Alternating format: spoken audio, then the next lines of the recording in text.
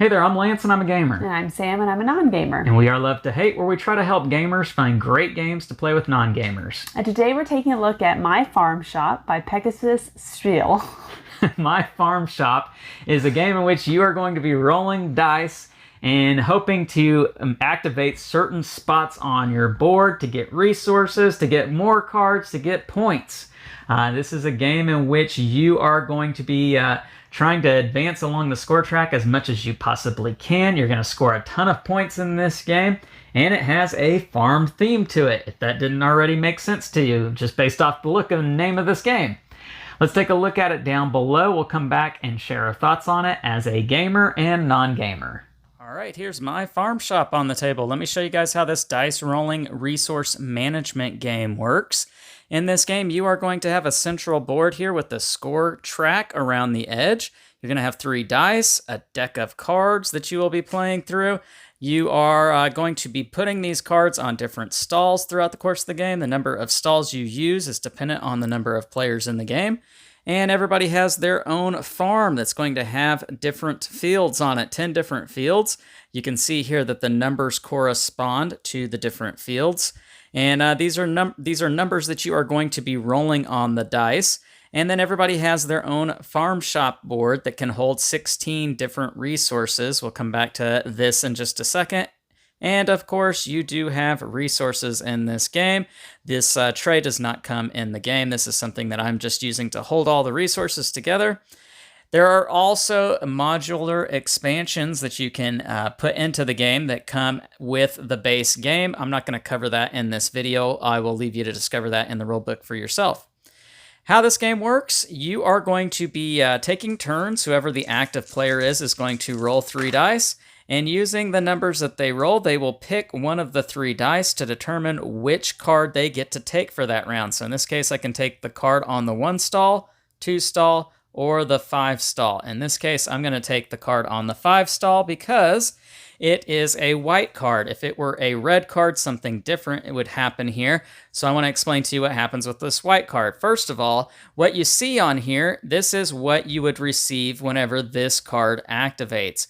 And this is the icon for any resource because you have 4 different resources in the game. You have honey, milk, yarn, and eggs. So you would collect any one resource that you want. So in this case, I might just take the yarn and I would put it into my farm shop. And again, I can hold 16 resources, only 16. And I would gain a coin. That's what this card would let me do. But before I would get to do this, I would have to put it on one of my different fields here. You can see that there are numbers for each of the fields, and whenever that number comes up on the dice, that is the field that's going to activate. So in this case, I took the 5 card, so I know that 1 and 2 makes 3, so the 3 field is going to activate. That's how the dice work. Whatever 2 dice are left over after I've selected my card, that's going to determine my activating field. So in this case, I would gain a yard, but I could put this card on here and I could gain any resource I want and 1 coin. And this card would remain here until I get another card to place on my 3 slot. And that's as simple as it gets. Now, all the other players are also going to be activating the 3 slot for their field, and so their boards are going to look different. They may already have other cards on their slots, and they are going to be activating their 3 slot, gaining resources or whatever, and that's what's going to happen. Now, the red cards work a little bit differently. How the red cards are going to work, you get this as a one-time benefit, and then you will discard the card. You'll gain whatever is on the card here, so in this case, 1 of every resource, and then I discard this card. Red cards are very simple. At the end of my turn, I would pass the dice to the next player. They would refill in this slot here with a new card.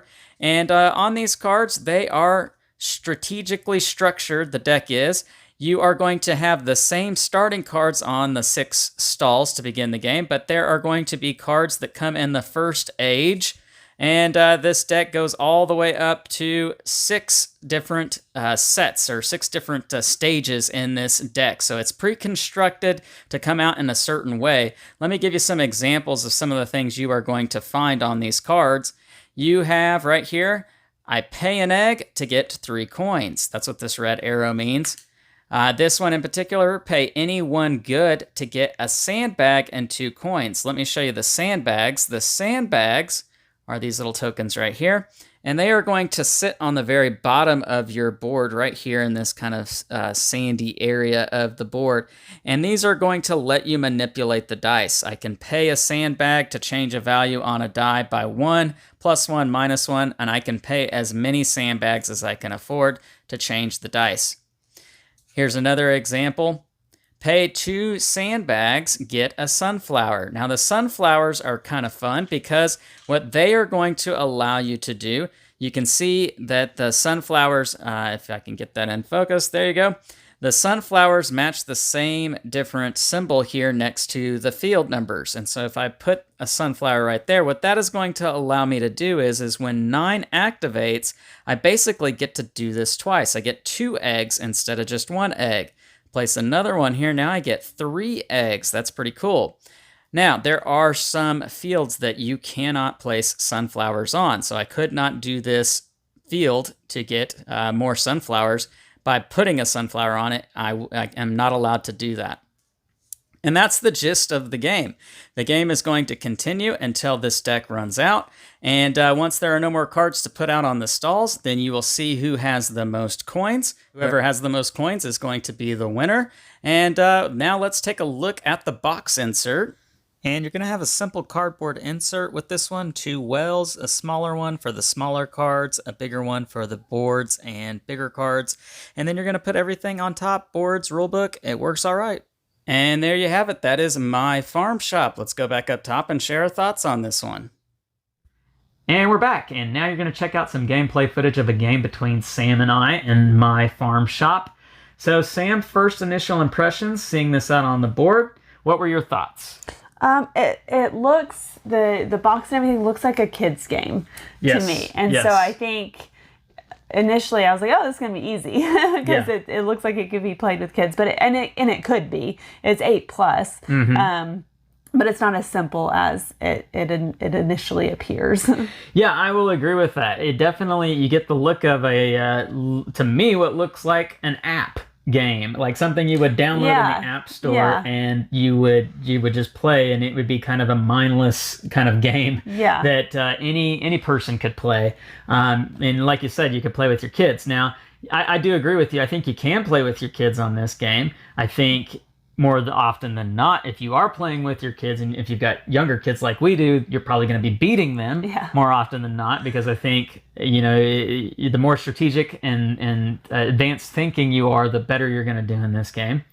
But it's an easy, simple game to understand, right? Yeah.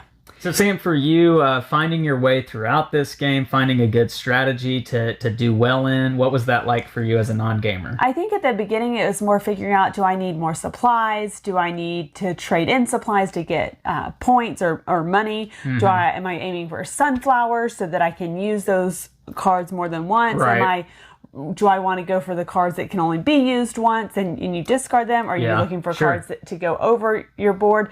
So there's a lot going on, and I never quite found my flow of the game but it was fun and it was exciting. I just couldn't, there's so much to choose from that I never quite could settle on what my strategy was. Yeah, I can understand for sure, because there's definite times when you're playing this game that you start to find out, oh, I'm running low on yarn, or I'm running low on milk. I'm just running low on supplies because I've selected cards that allow me to cash in those supplies to get money. But I have nothing to get nothing to get those supplies, right. And so you find yourself in that cycle where you're taking cards to get you more supplies, but now you have too many supplies, so now you need to take cards to sell those supplies. And so it's kind of a balancing act between those two things throughout the course of this game. I enjoyed that. What was that like for you? No, I did enjoy it a lot. I felt like it's a game that needs to be played slowly. Because you need to have time to think about all of your options, because there are so many. Because you're not just choosing what do I want this one time, but you're choosing what do I want if I roll this number. What number am I rolling more often? You really have to think about that. we rarely rolled a 2 or a 12. Yeah. So that spot wasn't as important as the 6 or the 8. Yeah. And so...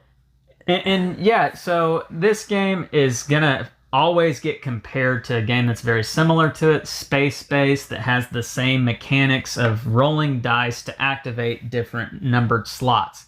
And if you're familiar with that game, then you're familiar with what Sam's talking about there. There's a weighted value to the different slots. 6, 7, and 8 are going to come up way more often than 2, 3, 11, and 12. Yeah. That's just the way it works. And so there's that aspect of, I really like this card and I want it to activate, a lot. So I'm going to put it on my 7. It would be great if this card could activate once in a blue moon, but if it doesn't, oh well, no big deal. I'm going to put it on my 2. Well, and there wasn't an option to just discard that card. You had to find a place for it. Yes. And that was the most frustrating thing about it for me. And maybe it's a con. I wish that you could just be like, I don't want this. Even if it was at a cost of maybe sacrificing a coin or 2 to do so. Yeah. Because sometimes I was like, well, I just don't have a place for it. And I don't want to cover up anything. I like what I've got going on here. So there's one thing I would change in the game. That would be it. Yeah, I can understand that for sure. Now, there are several modules you can add to this game, and we're going to be up clear with you that in this review, we did not play any of those modules before doing this review. So our review is really just on the base game. I want to be very clear about that. I have gone and looked at all the modules, and I have a pretty good understanding of how they work. I do feel like this is a game that you definitely want to start off on the base version of the game, especially when playing with a non-gamer, as adding in those modules is just going to make it heavier and more weighed down. And as Sam has already said, you're really going to be thinking through your turns. And so there's going to be a bit of not analysis paralysis, but it's going to go every bit of that 30 to 45 minutes. As you graduate into more of those modules, I think that really spices the game up and adds a lot of flavor to it and makes it not feel so vanilla, because I do think the base game is a bit vanilla. It is a bit kind of just, meh, okay. Getting further into the game, though, I think you can really sink your teeth into it, and it's quite a fun experience. Let's get into pros and cons. Yeah. Sam, why don't you talk about the things you really enjoyed with this game? I enjoyed the options that you had. The choices that you got to make. I enjoyed that you got to roll. It's 3 dice, correct? Yeah. Your 3 dice, and you got to decide, well, which ones am I going to use to get the card? Which one am I going to use to pick my, what card I want to activate on my board. Exactly. I really enjoyed all of that. The whole game worked really well. There was a lot of choices. I don't think that's necessarily a bad thing, but it does hurt in trying to find your strategy. I felt like each round was a brand new chance to change things around. Okay. All right. Any cons? Like I said earlier, I think if there's just a way to maybe lose something, lose a point, lose a resource, whatever, to not have to play those cards, and maybe you're limited to you can only do it once per game or a couple times per game, but having to place those cards in a spot really left a bad taste in my mouth. It really changed the game. Yeah, I can completely understand what you're saying, that if you could get rid of a card that you don't really want, that would be a good thing to add to this game. So I can completely understand that. All right, scale of 1 to 10, love to hate. What would you give My Farm Shop? I enjoyed it. I would probably give it a 7.8. Wow, 7.8. That's really good for this. I would like to try again. I think it's one of those games that maybe you need to play a couple times to really get that strategy down. And we've only played it once so far, so I think maybe next time I wouldn't feel as lost. Maybe I could get a better grasp on what my strategy should be. Okay. I like this game. For me, as I've already mentioned, this game is going to be always compared to Space Base, one that is very well accepted with this specific kind of mechanic of rolling dice. I enjoy the way it's done in this game a little bit more than in Space Base, because you have a die that determines which card you're going to take, and then you have your other dice that you have to choose to activate the card. I like having to make that choice. Yeah. It makes it a little bit more crunchier of a decision to have to make. At the same time, there's some things about it that I don't like, as we've already mentioned. I'm stuck with that card. I can't get rid of it if I didn't want it. And what if I roll 2 3s and a 4? And I don't like the 3 or the 4. I'm stuck picking one of those. Or if I roll all 4s, I'm stuck with the 4. Yes, you can alter the numbers by paying the sandbags or the whatever the bags are. Yeah, you can do that. But if I don't have any of those, I'm stuck with that. Yeah. And so that gets me a little bit. So besides that, though, I did enjoy this game. I'm going to give it a 7.5. So I'm a little bit lower than where Sam is on it. I do enjoy it. I enjoy the look and the feel of it. It's got a bright feel. It's one that makes me kind of happy when I bring it out of the box and get it out on the table. Oh, my farm shop. How great. So that's our thoughts on this game. It is My Farm Shop from Pegasus Spiele. Leave us some comments. Let us know what you think about it. Make sure to like and subscribe and push that bell button so you get notifications of all our new content. I'm Lance. I'm Sam. And we are Love to Hate, where we try to help gamers find great games to play with non-gamers. We'll catch you next time.